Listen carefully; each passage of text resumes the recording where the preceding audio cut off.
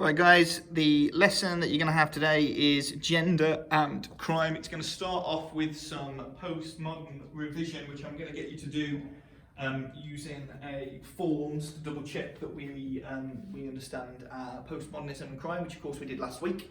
And the good news is today, when we look at gender and crime, that this will be the final theory lesson, because although it says gender and crime, it's going to heavily cover feminism, but it kind of nips in the bud the gender section as well. So it's going to cover feminism and it will cover gender. It will mean that we've basically got class, age, ethnicity, media, and then the police left to do. So there are only 1, 2, 3, 4, 5 more lessons in theory before crime and deviance.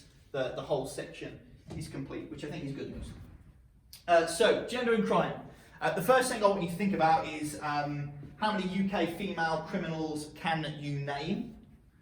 So have a think about that question in your head now. You will probably find that you haven't got very many that you can pull out the bag. Maybe you thought about some of these.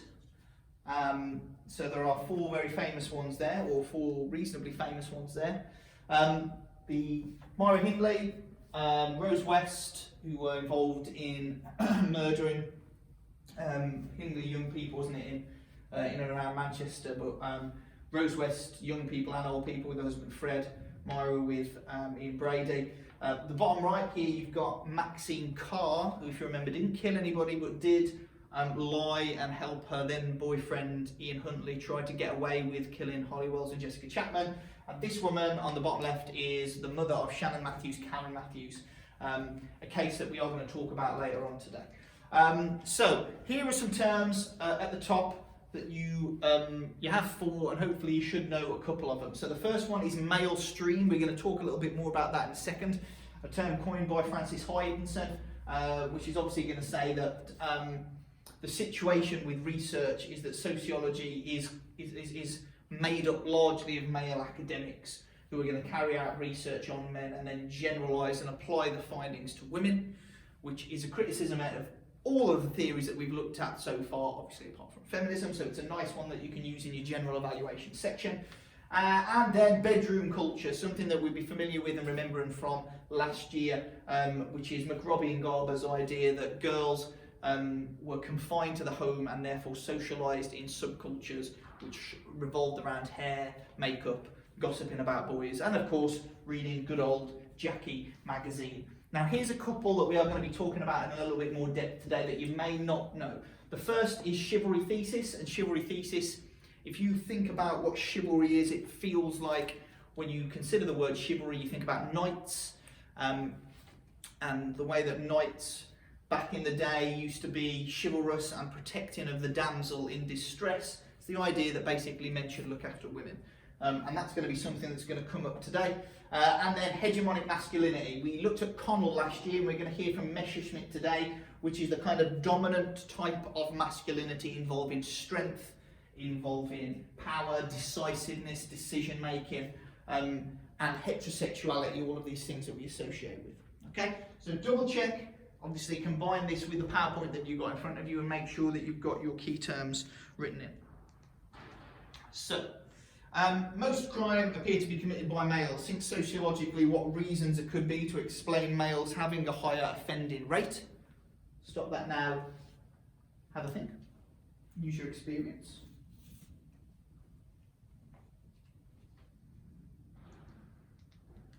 So, I mean, there's lots of things that you could say in that section. Some of you might have looked at aggression and biology.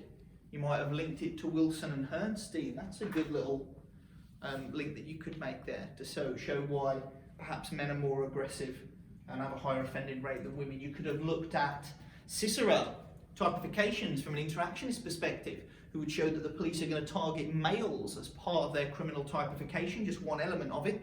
But maybe that means that they're going to be committing or charged with more crime and more likely to show up on the official statistics. You might look at socialisation. Charles Murray, the underclass, the absent role models in the male household. that one would work as well. That's just 3 that I've got off the top of my head. Now, this is gender, and those 3 that we just talked about aren't going to be in this booklet. But are they applicable? Well, if you just thought of them, yes, you can make them applicable.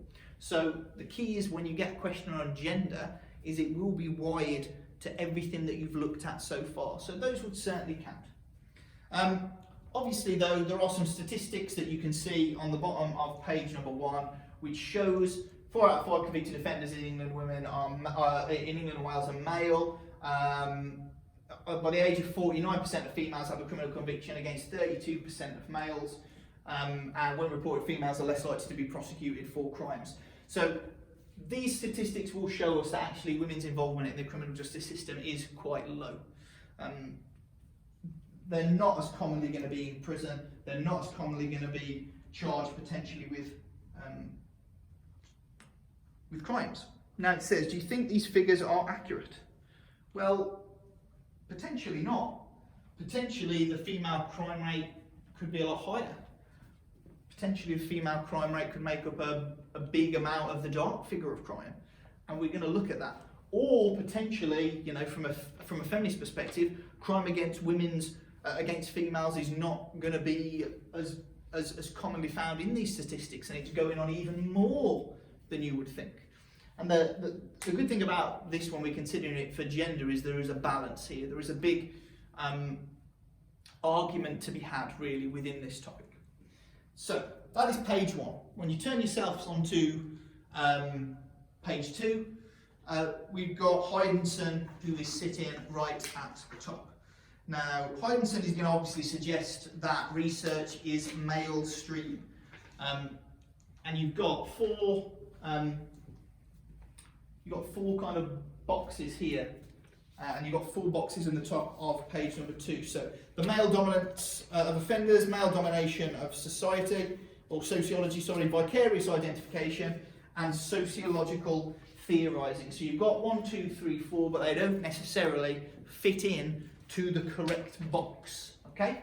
So 1, 2, 3, 4. Can you look at what Hydenson is saying and see if you can fit these into the correct section? That's all you've got to do. Okay, so pause it now and crack on with that.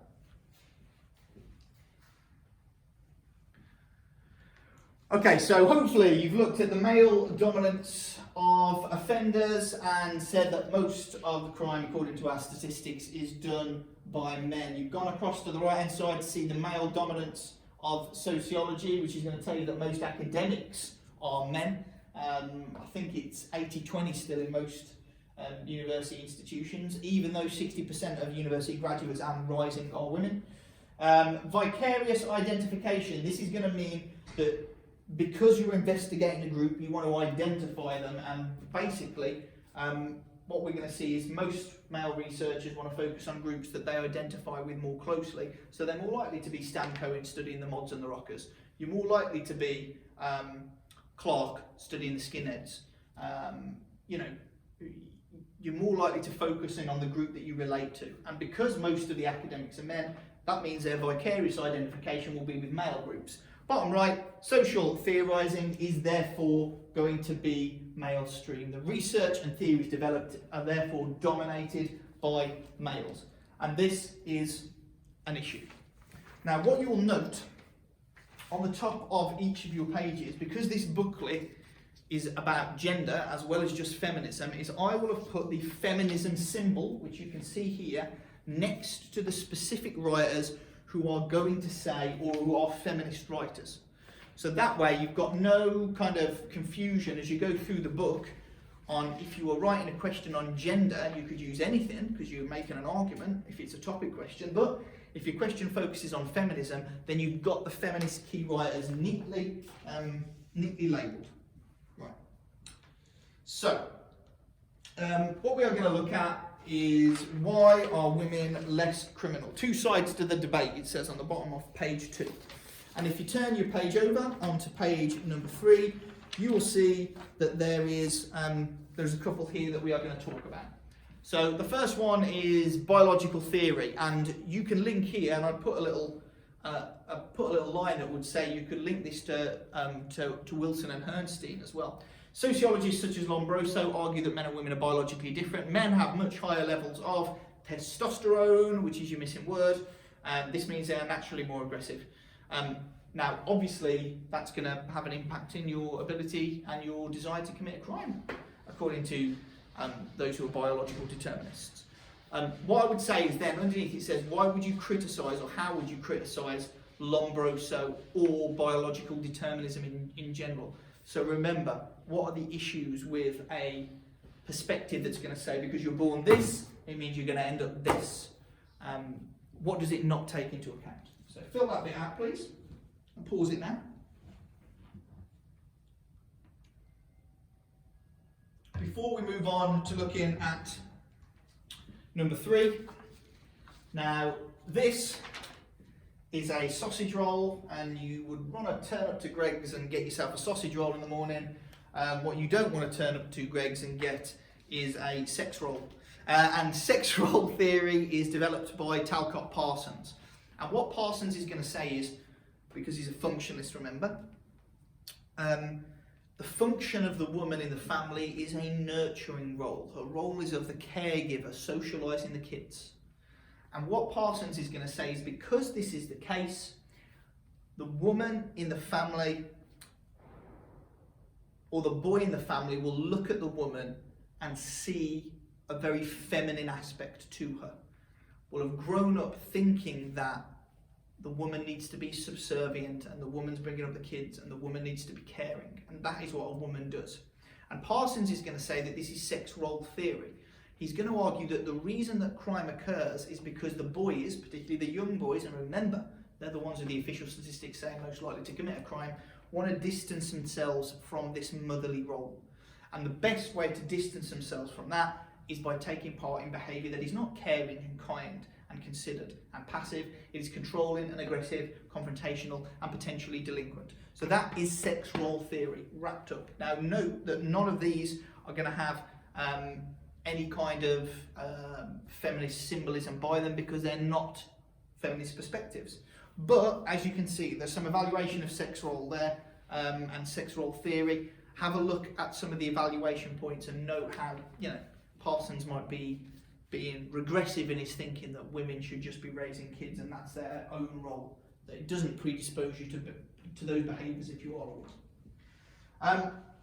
Once you've done that, make sure that you have turned your page over. There's a bit here that's asking you to link to the importance of a male role model, which will get you to talk about Charles Murray, again, who's a key writer that you could use if this question is on gender. And you'll turn yourselves on to page number 4. Now, we need to look at transgressive criminology. And Carol Smart is the lady who talks about transgressive criminology. And Carol Smart, it's quite postmodern actually thinking about it, introduced the concept of transgressive criminology, and what she would say is this is activities that cause harm rather than activities that are against the law. So it's changing what we think of as standard criminology. And remember from last week when you did postmodernism, you said one of the things that the postmodernists want to do is redefine crime to incorporate this idea of harm. And that Smart wants a new type of criminology that should look at the effects on women of a potentially, according to her, patriarchal society. So it might include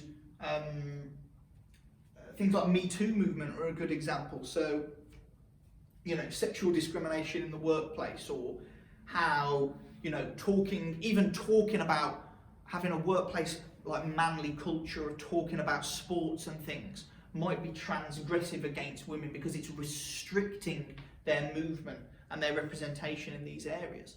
So lots of things to consider there when we're looking at Smart. And as she said, it considers diverse self-imposed curfews, treatment of women as victims, domestic abuse and rape need to be more strongly considered. Obviously, I don't know if that's got it on you. Oh, it does, yeah. Carol Smart's got the feminist logo. This is a feminist idea. We'll move on to looking at social control. The thing is with this is there are lots of different key writers within it. So we'll stick with Carol Smart, who you'll know from last year would go on to suggest that the reason that women are taking part in bedroom culture and cultures which is at home is because they face greater social control by their parents, but also greater social control all the way around around the world, at home, in public and at work. So on the bottom you've got some ideas here of where women might face these kind of social controls. Now obviously at home you can link back to Dobash and Dobash, a good bit of research methods revision there, where you could argue that because of the violent abuse and the assaults that women might face at home, because their husbands are dissatisfied with them, they are under control. And also daughters subject to patriarchal control. There's different expectations, different activities expected that these women take place in or take part in. So certainly great amounts of social control at home. Maybe in public, this is an interesting one to use. Islington Crime Survey shows that 54% of females were scared to go out after dark compared to just 14% of males. So this is going back to this transgressive criminology, this idea that, well, women are going to impose curfews on themselves because they're worried about going out after dark. And then finally in the workplace, you're controlled in the workplace, and we could link this to things like sexual harassment that we see, or the glass ceiling, the restriction that women have of getting the top jobs. So this is just a little stretch activity to get you thinking of some of the examples where women do face greater levels of social control, according to Carrolls. Now we're going to start to delve properly into crime with a few key writers. Now, you're going to look at Pat Carlin's research. Now, Pat Carlin's research is a little bit sad and a bit upsetting, I suppose. And there's plenty going to be upsetting and unpleasant in this booklet today. It's probably the most uncomfortable one to talk about. But Pat Carlin's first bit of research, her study is really quite sad. And Pat Carlin, I call it Carlin's deals. Now, very similar to the work of Hershey. Pat, remember Hershey says people are held in place with their social bonds. Pat Carlin, feminist writer, she's going to say that actually women are held in place because of certain deals that they are promised. So her study, I believe, was in Glasgow, and it looked at 39 women, and all of them had committed at least one crime. So it was from the ages of 15 to 46. All of them had been at least convicted once, but a lot of them were repeat offenders. Now, what she said was a little bit like Hershey, and this idea that if you have a broken bond, you're more likely to commit a crime. Carlin says if you have broken deals, the broken deals will lead to crime inevitably. And these deals were two types that she looked at: the gender deal and the class deal. And judging by the pictures, I'm hoping you can figure out what they were before the definitions. So the definitions are here. The gender deal: working class women's being controlled by the possibility of a decent relationship with children, and the class deal: working class women being controlled by the possibility of a good paid job, an income, and a reasonable quality of life. So this is what these girls thought that society had promised them. These are all working class ladies, right? Multiple crime committing. But they realise very early on in their life that they're struggling. They don't have the education to get a good job, or if they're on benefits, it doesn't provide them with a good quality of life. And even worse, this is the gender deal, is the idea that men are going to have a good relationship with them and treat them nicely, and she finds in her research that it's the opposite. They're either coming from abusive families where the father's been abusive, or they've got into relationships which were abusive as well, and then therefore these deals have been shattered. And when you lose these deals, she says, the chances of crime increasing goes up, because the women have got nothing really to lose. They felt there was nothing to lose from turning to a life of crime.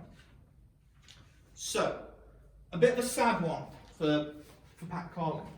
But I think a nice one. I mean, it does work quite well. I can see it in my head. There's like a broken deal that leads to crime. It's one of the causes for crime. And obviously she's a feminist writer, because she's going to suggest that it's going to be the hands of men that have caused this broken gender deal, and the hands of the patriarchy that caused the broken class deal, because they're not providing the support or giving the opportunities to these women. Now, As always, you've got to evaluate, and evaluation should be done at the back end of any paragraph in any essay. So when you're looking at Carrolls, remember, evaluation point number 1, she conducts the research on 39 women. What's the problem if you're conducting big interviews on just 39 women? Well, if there's only 39, you can't generalise that to all of the women who've committed crimes who might be working class. The reason? It's not representative.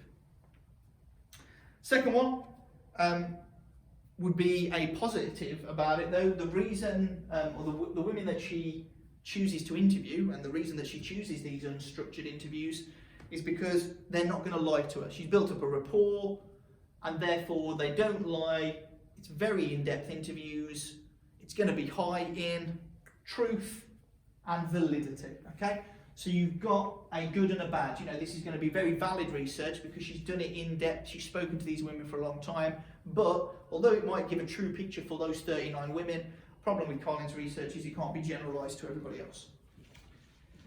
Can you make sure that you have page number 5, I believe it is, completely filled in for me, please, before we move on to page number 6.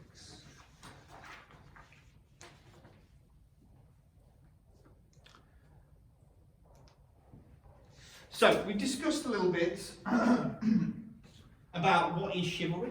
We remember that it's as basic as opening a door for a girl where you might not even bother if you saw a dude walking behind you. It's taking care of women, but it's not women taking care of women. Chivalry is specifically going to be men taking care of women. The Chivalry Thesis by Otto Pollock. Now bear in mind, it is written in the 1950s, so you know this is 70 years ago plus. That's a weakness potential of his theory. Pollock's going to say that the criminal justice system is inevitably more lenient with women, and he means judges, but he also might mean the police. You know, if you're a woman on the street swearing at a police officer, they might give you 10 chances before they lock you up. Whereas if you're a man who's on the street and you swear at a police officer, you might get 4. But Pollock's going to say that the reason that the men are treated harsher is because of this kind of old-fashioned idea of chivalry. The notion that men should look after women. Now, obviously, you're not going to see the feminist logo up here because this is not a feminist perspective. This is not going to be in favour of what our feminists are going to say. But again, if you get a question on gender, this is a very useful paragraph to throw in there because it's going to suggest that the official statistics are not correct. They're not valid, and they're not valid because women are getting away with crimes that men would not normally be getting away with. The police and the magistrates are going to be harsher towards them because they are chivalrous or because they've been socialised into practicing chivalry. Now, what you should see is you've got in front of you, maybe not in the same order, you've got some statements which are for or against this chivalry thesis.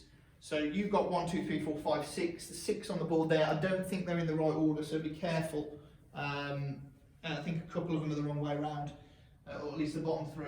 So can you just tick or cross whether they are for or against what Pollock is saying before we go through them? Pause it here, obviously. So, what you will see on the board is studies from Farrington and Morris who are going to say that they are not treated more leniently, but then you've got evidence from Ministry of Justice, Flood page, that they would be. You've got Box saying that they won't be, but you've got Hood saying 3,000 defendants found that women were about a third less likely to be jailed despite similar crimes, and women commit less serious crimes and therefore are less likely to go to trial, being against his point of view. So, hopefully now you've got boom, boom, boom, boom, boom, you've got a bit of evidence to go off. Now, when you turn over, what you will see on page number 7, I believe, in your handbooks, yeah, it is. On page number 7, you've got a question, and this question is: assess the view that women are treated more harshly by the criminal justice system. Now, this is a topic question, okay? It's not focused on one particular social theory.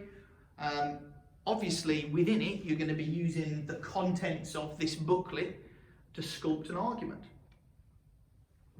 Now, whenever I think of a topic question, you have to kind of boil it and base it down to, the simple of who's going to agree and who's going to disagree with this idea that women are treated more harshly by the criminal justice system. Well, what you're going to find is that lots of feminists are going to think they're either treated more harshly by the criminal justice system or that men are maybe not treated harshly. You could twist the question as such. But you need to come up with some reasons why they are not. You need to come up with some reasons why they would say that men are treated more harshly. And obviously, Cicerel's typifications would potentially go on here because it shows a bias in the police force. But what I would want you to do is I would want you to focus on Pollock because he's the one that you just looked at. So, you're not writing out the whole essay. All you're going to do is you're going to do one paragraph from within it and you're going to do it on Pollock. And the sentence starters are here for you. And I think, we need to start reducing back the scaffolding for these paragraphs. So, the view that women are treated more harshly by the criminal justice system could be criticised by, it's going to be Pollock, isn't it? Pollock developed, boom, what is his theory? And how does it suggest that the criminal justice system are biased? This is where you explain what he said, what his theory is about, and why it is an argument against the view that women are treated more harshly by the criminal justice system. Finally, at the back end of that particular paragraph, you know exactly what you've got to do. You've got to give support or you've got to give criticism, and you should be able to give both and try to make a judgment, okay? You don't have to write all 6 points down. I prefer it if you explained one and gave another as a counterbalance and give a bit of a judgment at the end. So that is the pretty standard model of how to set up your paragraph, ending with AO3 at the end. So what I would like you to do on page number 7 is write it out for me, please. And this is the first point where you need to be sending me something today. So can you write it out? And can you send it to me, please? Off you go.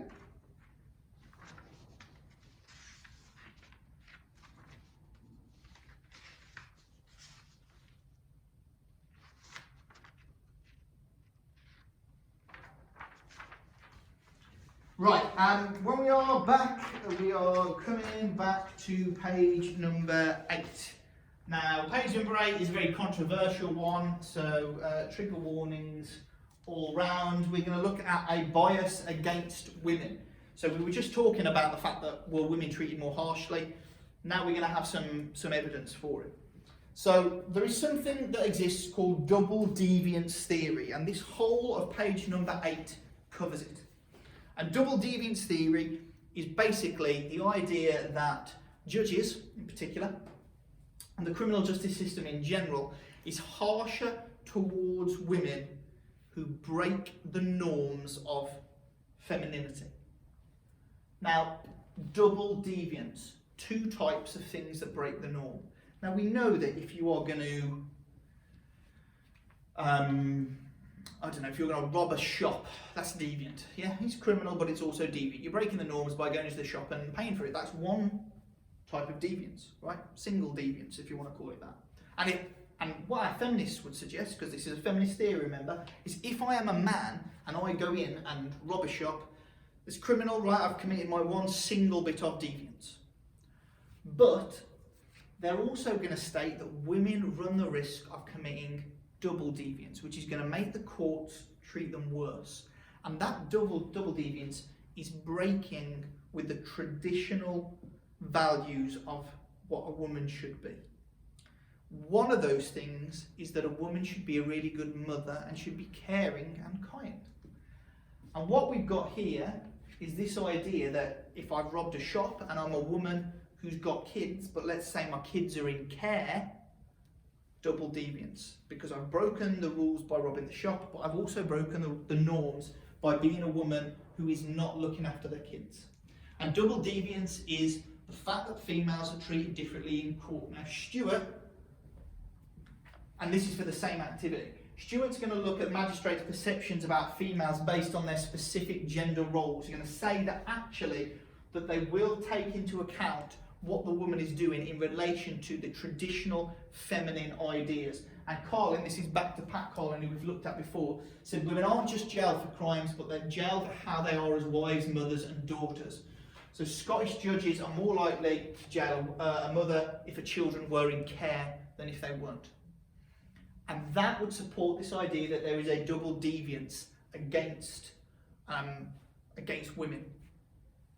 This idea that it's not just the one crime that you commit. If you're a woman who, let's say, has got her kids in care, that's double deviance. You're going to be sent down.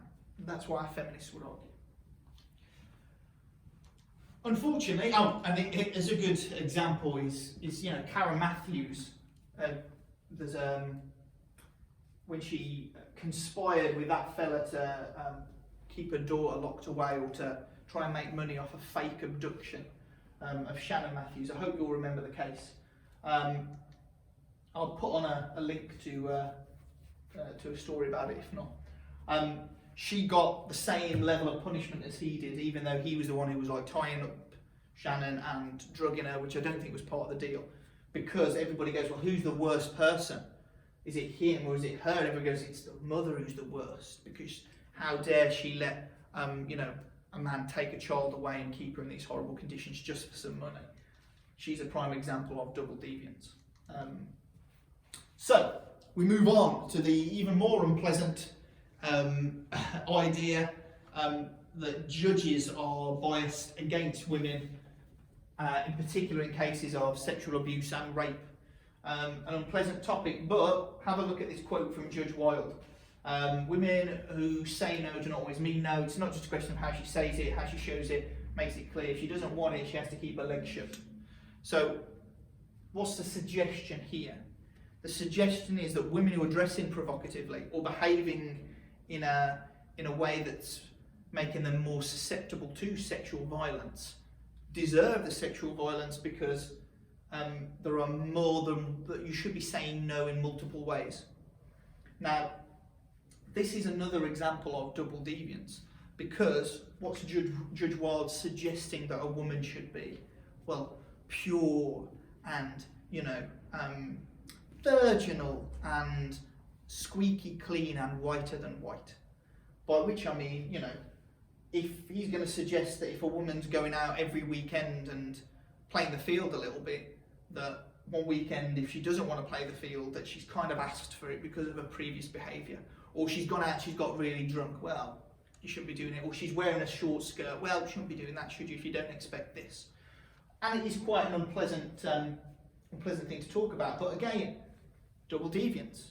The women are being judged because of their not adhering to the traditional roles that women should play. There is a lovely clip there of a discussion about this on Channel 4 with Rick Edwards chairing the debate. Good Lord, what an academic. But it is quite interesting, and if you're interested in this, it is certainly worth a watch. Evidence that we need to have to show this comes from rape cases. So Walkley, who we've got as a couple of evaluation points now. She did evaluate Parsons' sexual theory. In rape cases, not the defendant who's on trial, but the victim who's on trial, she would say. And Adler, and this is Adler from Adler and Adler, we'll talk about her in a second. Women who are lacking in respectability are less likely to have their testimony believed in court. The idea that women who are not whiter than white in these trials have real difficulty in getting prosecutions.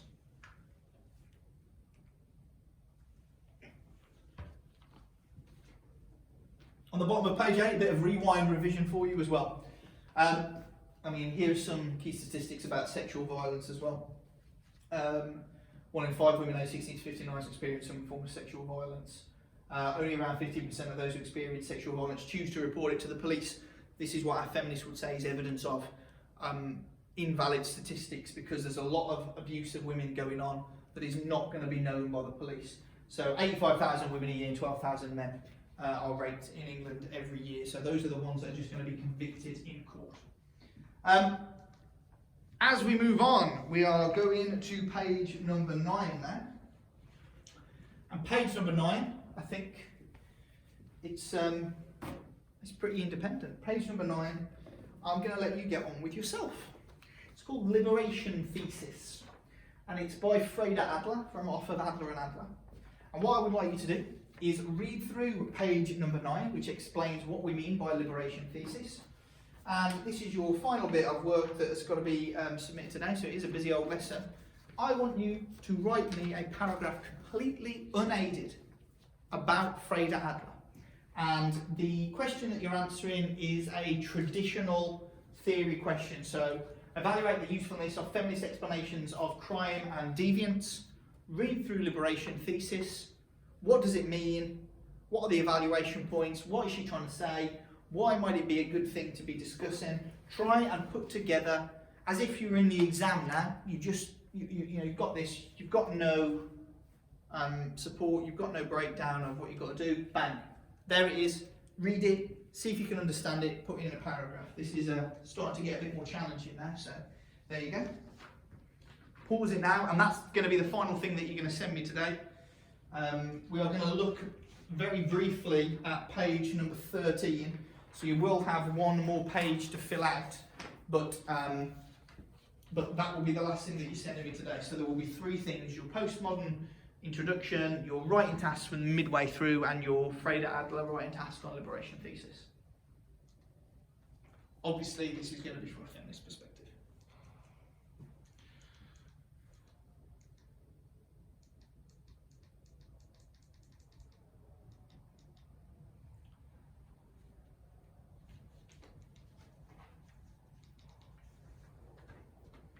Right, so page number 13 is going to have, you don't need to worry too much about page 11 or page number 12.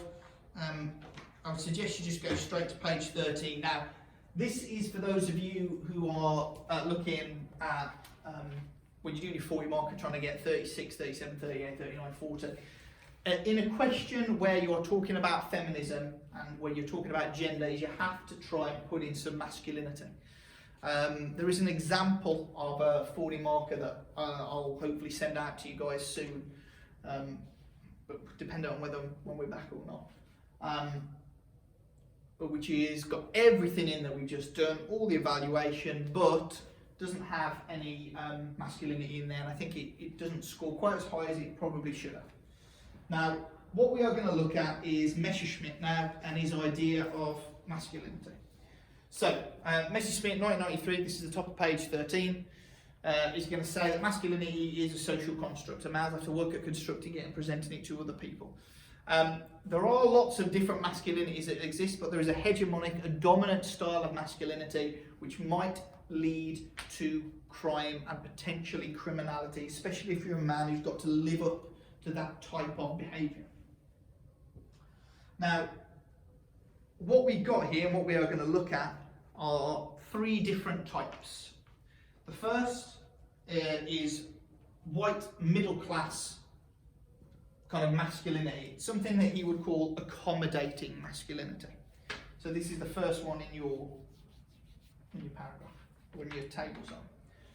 And white middle class kind of masculinity, this accommodating masculinity, would suggest that the reason that there is delinquent and criminal behaviour in white middle classes is because they are oppositional and they are showing their masculinity outside of school, like drinking and stuff like that. But in school, they accommodate the fact that they're not the alpha male. They know that school's a place where they need to learn and respect the teachers, so they will do that rather than be confrontational and aggressive towards the teachers.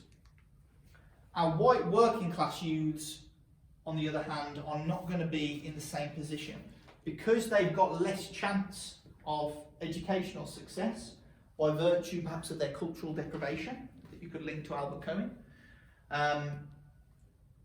by virtue of their IQ that you could link to Murray and Hernstein, but because they've got less educational chance of success, they're going to behave badly and in a dominant, aggressive way, both inside and outside of school. So this is being tough, being violent, being delinquent, those kind of behaviours. Final one are our black lower working class, and because they've got very few expectations in school and out of school, it's the idea of joining gang membership to express their masculinity, and turning to crime to get money that will drive their ability to get some material success and the things that they want from society. Now, those are three explanations of crime according to Messerschmitt, which obviously I want you to make sure you've got filled out. That'll be on the PowerPoint. And I think it's not necessarily something that you specifically have to put in an essay, Messerschmitt. You don't have to compare against masculinity. You don't have to use him. It's just, again, if you're looking for those top end marks, that you might have to balance an essay that focuses on women with potentially, well, why men being criminal according to Messerschmitt. So, is there a weakness of his theory that we've looked at? Think about his idea of linking working class black males and aggressive masculinity to gangs. Well, sounds very much like it's based on both class and ethnic stereotypes, you know. Straight away he's going for black aggressive youths in gangs. You know, straight away he's going for working class white males not being able to achieve in school. So we're playing a lot of outdated stereotypes here. So, can you make sure that that is filled in? This has been quite a content-heavy lesson, as they always are in sociology now. But the good news is, I don't think that there is going to be much more content that we're going to have to do in our last 5 lessons. Certainly for age, class, there won't be. For ethnicity, we are going to cover that, and there might be a few new ones, but not really very much. Most of the stuff we're going to be doing now is applying everything that we've done in theory to those questions. Yes, we've got to look at media, but guess what? All the media stuff that you'll have done will be from last year. Ethnicity, all of the ethnicity stuff we will have focused on and done that as well. So you can breathe a bit of a sigh of relief now at this point, where you can say, well, right, I think most of the content is done for crime, but you've still got 5 lessons left. So thank you for getting that filled in. There should have been 3 things that you did today, which was your starter, which is your postmodern revision, your and 2 bits of writing that you should have sent me as you went along. So the one for Otto Pollock on a topic question, and then the very independent one that you did for Freda Adler, which should be on liberation thesis for a theory question on feminism. So there you go. I will see you next week.